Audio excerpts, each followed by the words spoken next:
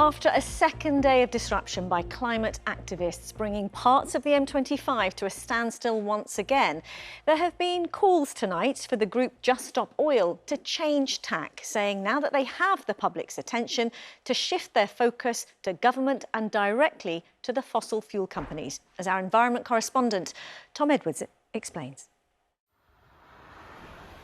Rush hour this morning on the M25 as again protesters climbed onto the gantries. They want the government to stop new oil and gas licences. Many drivers were stuck in the disruption.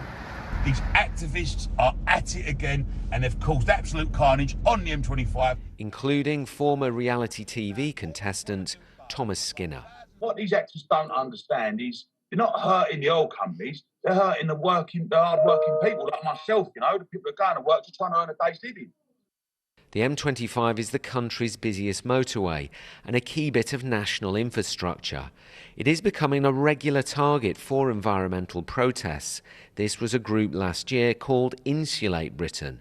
Its size makes it very difficult to police. And protesters say more action is likely. These demonstrations, they don't seem to be working in that the government isn't changing its policy.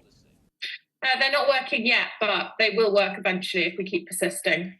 Are you going to carry on persisting? Well, unfortunately, we don't have a choice, because if the government continues to issue fossil fuel licences, we're not going to have a society to actually keep running. But you're losing the hearts and minds of Londoners, targeting innocent commuters. Fortunately, we don't need the support we don't need to be popular, we just need the government to act. Those well known for direct action, though, question these tactics.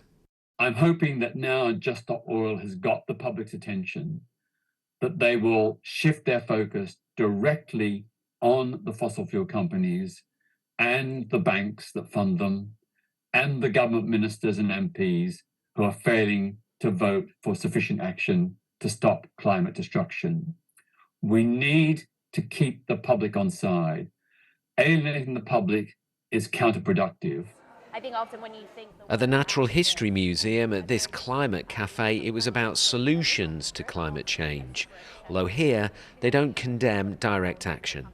We've failed to solve the climate crisis because we've gotten so good as a culture at sleepwalking toward this cliff of climate collapse, right? And the science tells us that we have our foot on the pedal. So more than ever, we need to disrupt. And if we recognize that the tools and methods we've been using to solve the climate crisis haven't actually empowered people to step up to the challenge, then we need to explore new types of action.